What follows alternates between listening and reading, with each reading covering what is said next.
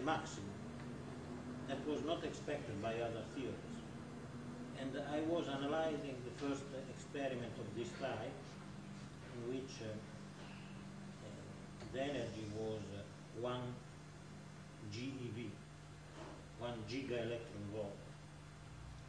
And in this experiment, the maximum predicted was there, but it was not yet very clear because there were a few events and also the kinematics was not favorable.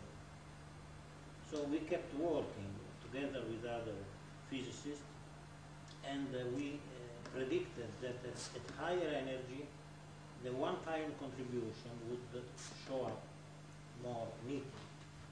And in fact, it did. There is a small collection of experimental papers in which the bump is borne out very clearly. The bump is due to the interplay of two factors. First factor is the square of the pion propagator. When you draw a diagram, Feynman diagram, there is a mathematical element associated to every line, and in this case it is a propagator, which is decreasing with increasing momentum transfer.